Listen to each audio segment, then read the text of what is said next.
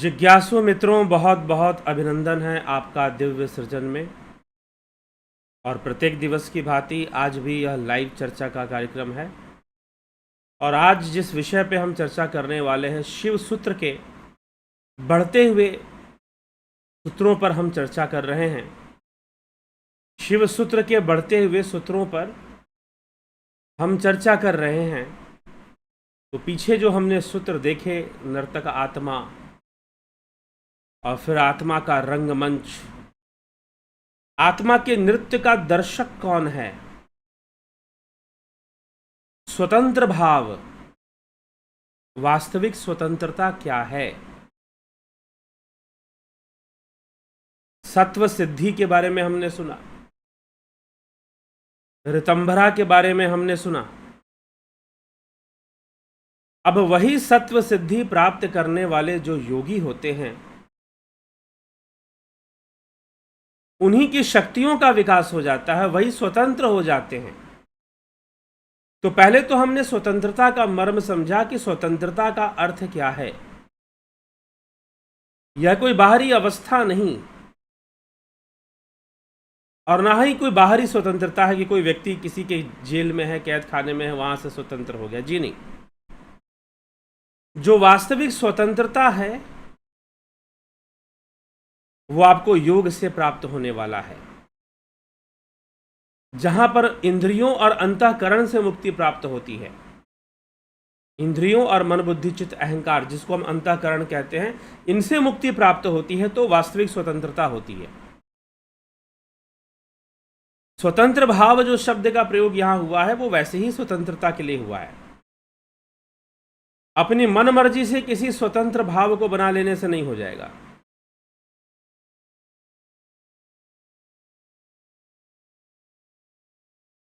तो ये हमें विचार करना पड़ेगा। अब आगे इसी स्वतंत्रता के महत्व को समझाते हुए, अब तो योगी स्वतंत्र हो गया, इंद्रियों के बंधन को उसने तोड़ दिया, अंतःकरण के बंधन को भी उसने तोड़ दिया, तो उसके सामर्थ्य का भी विकास हो जाता है, उसके ज्ञान का भी विकास हो जाता है। फिर योगी के अंदर सामर्थ्य आ जाता है, जो इस सूत्र में बताया जा रहा है। क्या सामर्थ्य आ जाता है?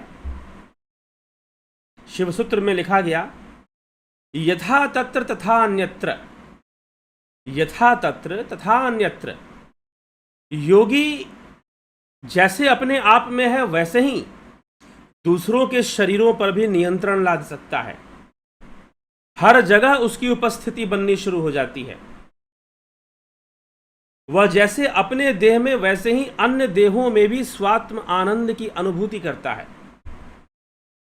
अन्य देहों में भी स्वात्म आनंद, स्वात्म मतलब आध्यात्मिक आनंद की अनुभूति करता है। ठीक। तो योगी का स्वातंत्र ना केवल अपने शरीर तक सीमित होता है, बल्कि सर्वत्र होता है। वह जिस भी किसी भी शरीर से जो कुछ भी जानना चाहे, करना चाहे, वो कर सकता है। योगी के अंदर ऐसे सामर्थ्य का विकास हो जाता है। तो फिर केवल समावेश की दशा में ही नहीं, अपितु लोक व्यवहार, मतलब कि मात्र ध्यान में बैठकर नहीं, वैसे भी लोक व्यवहार में भी, लोक व्यवहार के दशाओं में भी उसका पारमेश्वरी स्वातंत्र चमक उठता है। जागृत और स्वप्न में भी तथा सभी सांसारिक व्यवहारों में भी जो चाहता है उसी को जान सकता है। ये सब योगी के अंदर सिद्धियां आ जाती हैं, सबको जान लेने की क्षमता विकसित हो जाती है, और पुनः योग करने की क्षमता। तो सृष्टि भी तो, संपूर्ण सृष्टि जो है वो एक ही तत्व से तो बना है, जिसे हम ब्रह्म कहते हैं। और योगी का संबंध जब उस ब्रह्म से गहराई से जुड़ जाता है, स्थापित हो जाता है, तो वह कहीं भी पहुंचकर वहां से अनुभूति प्राप्त कर सकता है, क्योंकि वो उस तत्व से जुड़ चुका है। तो सबके घट के भीतर वो पहुंचा हुआ है, सबकी घट की बात वो जानता है और वहां पहुंचा हुआ है, और वो वहां करता भी है।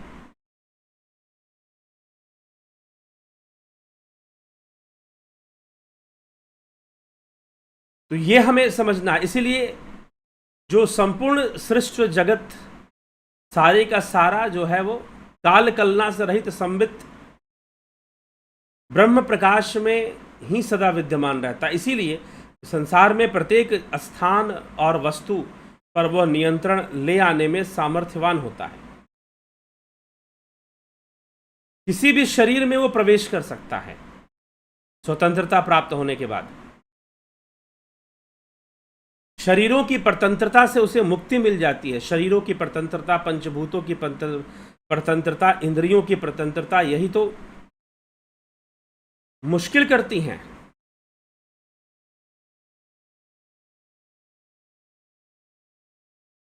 तो परतंत्र ना होकर योगी का जीवन स्वतंत्र हो जाता है सत्व सिद्धि ऋतंभरा को प्राप्त करने के बाद। शरीर भी उसके लिए आत्मस्वरूप हो जाता है और वो दूसरे शरीरों से भी काम कर सकता है, सिद्धि आ जाती है उसके अंदर। और शिव योगी की दृष्टि में बाह्य पदार्थों की जो स्थिति बनती है उसके संवित प्रकाश के भीतर ही होती है, अतः वह अपने स्वरूप से कभी विचलित नहीं होता।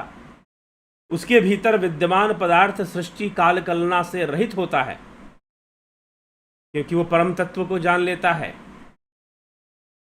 जो काल से कलना से रहित है, मुक्त है। वैसे परम तत्व का ज्ञान उसको हो जाता है। तो योगी की क्या स्थिति बनती है? सत्व सिद्धि ऋतंभरा अवस्था प्राप्त करने के बाद उसकी ऐसी स्थिति बन जाती है और वो बहुत बड़े बड़े काम फिर करता है।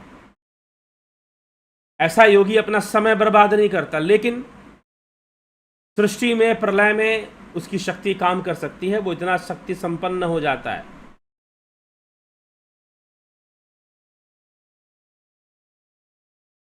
तो योगी के अंदर एक शरीर से दूसरे शरीर को जानना और उसमें प्रवेश कर जाना, ये सब बातें उसके लिए सरल है। परंतु यहां पर एक प्रश्न उठता है, क्या योगी अपने मतलब से ये सब कार्य करता है? क्या योगी अपने स्वार्थ के लिए चाहे तो वो पूरी दुनिया पे राज करे इन सिद्धियों का प्रयोग करके और अपनी मनचाही संपूर्ण स्थितियों को, इस परिस्थितियों और अवस्थाओं को प्राप्त कर ले?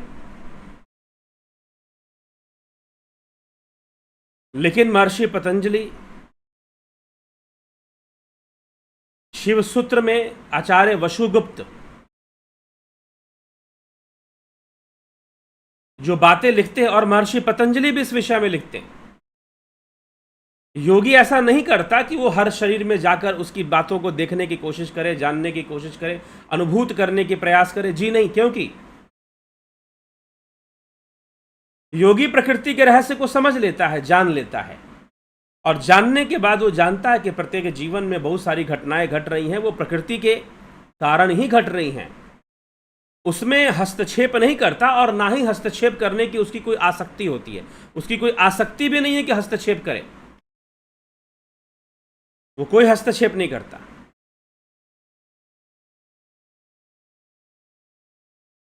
योगी की ऐसी स्थिति बन जाती है, कर सकता है लेकिन नहीं करता, क्योंकि जानता है जो भी घटनाएं घटनी है सब प्रकृति के वशीभूत ही तो घटनी है, उससे बाहर नहीं घटनी। इसलिए व्यर्थ का हस्तक्षेप योगी नहीं करता फिर।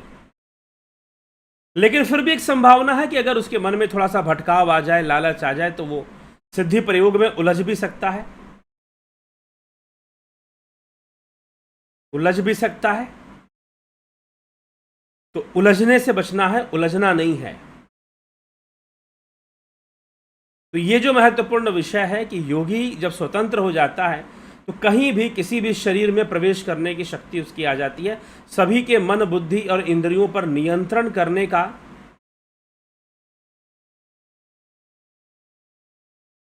अधिकार, शक्ति उसके अंदर आ जाएगी।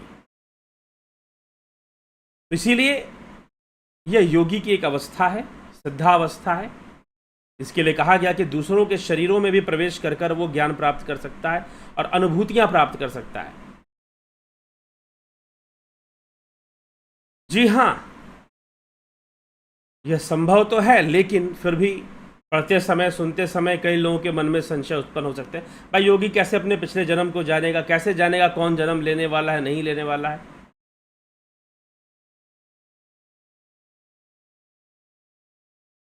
तो जानना पड़ेगा, और जब जानेगा तो निश्चय ही उसका लाभ भी प्राप्त होगा, लाभान्वित भी होगा।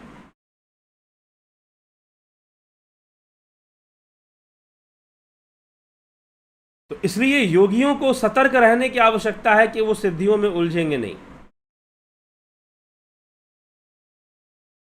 और यथासंभव निरंतर अपने योग मार्ग पर चलते रहें, ध्यान योग में डूबने का प्रयास करें, उस मार्ग पर चलते रहें।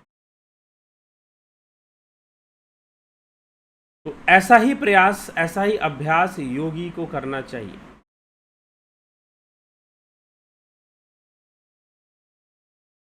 कि वो अपने बीज से जुड़ा रहे और सावधान रहे। नहीं तो ऐसी शक्तियां असंभव है स्वतंत्रता के द्वारा, स्वतंत्र होकर ऐसी शक्तियां जरूरी है, लेकिन फिर यह भी संभावना है कि भारी नुकसान हो सकता है इन शक्तियों में उलझने से। तो जिज्ञासुओं, ये हमें सही से बात समझना चाहिए। अभी शिव सूत्र में काफी अच्छी व्याख्या है, फिर से रावण की भी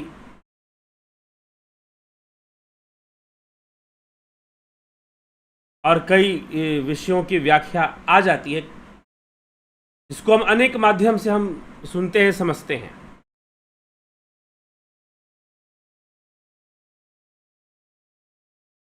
तो जिज्ञासु इसी के साथ विचारों को विराम देंगे और आप समझ चुके होंगे स्वतंत्रता का क्या मतलब है। क्योंकि स्वतंत्र तो हो जाता है, लेकिन बहुत सारे अभी भी संभावनाएं होती हैं कि योगी पतन की ओर चल पड़े। ऐसी अवस्था को प्राप्त करने के बाद भी यही गुण रहस्य। तो आगे हम इस पतन पे भी देखेंगे योगी का पतन कैसे होता है। इसी के साथ विचारों को विराम देते हैं जिज्ञासुओं, और कल फिर मिलते हैं 9 बजे लाइव चर्चा में।